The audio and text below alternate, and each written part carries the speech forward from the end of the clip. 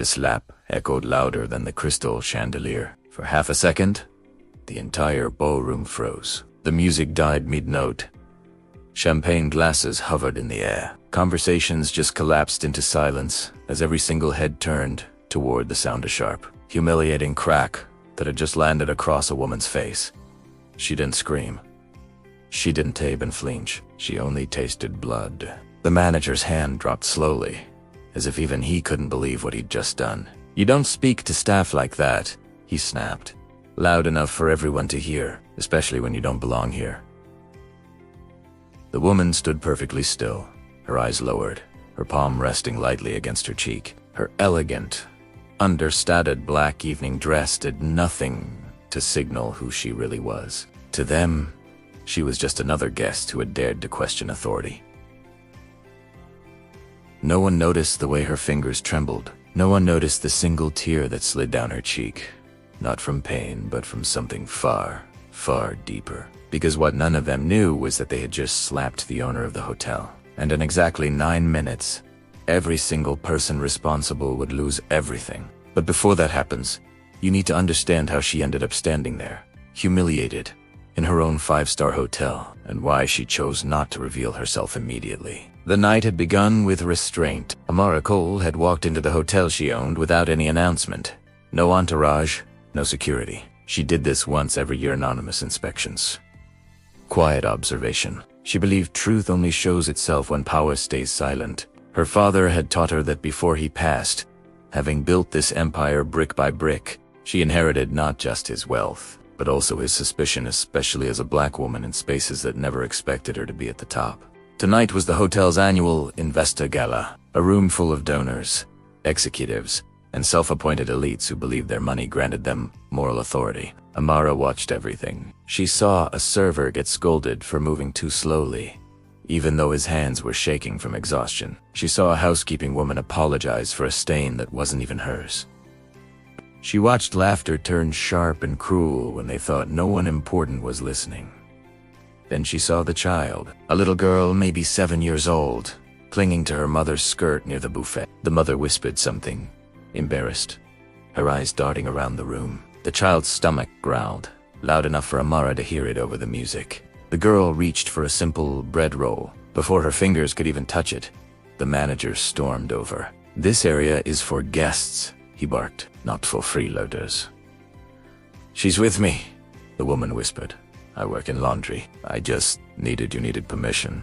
He cut her off, yanking the entire tray away. "This isn't a shelter." That's when Amara stepped forward, before she even realized she was moving. "Sir," she said calmly, "it's a child. Let her eat." The manager turned, his eyes scanning Amara from head to toe. His gaze lingered, judgmental and dismissive. "And who are you?" he scoffed. Someone asking for basic decency. Laughter rippled through the nearby crowd. The manager's jaw tightened. "You don't tell me how to run my hotel." Amara met his eyes. "Actua." The slap came fast. Brutal. Public. Gasps followed. "Get her out," he shouted to security. "And if she resists, call the police."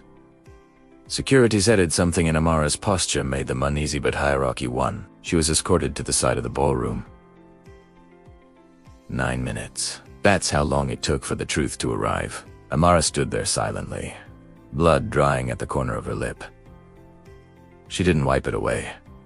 She wanted it to be seen. In her pocket, her phone buzzed once. She answered it quietly. "Yes," she said. "It happened." A pause. "No, I didn't reveal myself." Another pause. "Give it 9 minutes." She hung up. Across the ballroom, the manager was now laughing, emboldened. Investors were patting his back. Someone joked about people knowing their place. Then the doors opened. Hard. 3 executives entered, first faces pale. Suits, crisp eyes, scanning the room like storm warnings. Behind them came the regional director, then the board's legal counsel. And finally, the chairwoman of the parent company. Every conversation died instantly. The manager's smile faded. The chairwoman walked straight to Amara, stopped inches from her, and bowed her head. "Miss Cole," she said, her voice steady but shaken. "I'm so sorry." The room collapsed into chaos. Whispers exploded like fireworks. Glasses shattered. People stumbled backward. Miss Cole. The manager stammered, his face turning ghost white. Amara finally lifted her eyes. "I'm the CEO," she said quietly. "And you slapped me." Complete silence. "You humiliated my staff. You starved a child. You assaulted the owner of this hotel." She turned to the crowd, "And every one of you who laughed, or stayed silent, or looked haywire, you're done here." She gave a single nod. The chairwoman raised her hand. "Effective immediately," she announced. "This hotel is under new management. All senior staff are terminated. Security will escort you out." The manager collapsed to his knees. Amara didn't even look at him. She walked over to the little girl, knelt down, and handed her the bread roll herself. "Eat," she whispered. Tears streamed down the mother's face. Later that night, the headlines exploded, but the real story, the one that truly mattered, didn't trend. What people didn't see was Amara sitting alone in her office afterward, finally wiping her cheek, whispering to herself, "This is why I stayed quiet."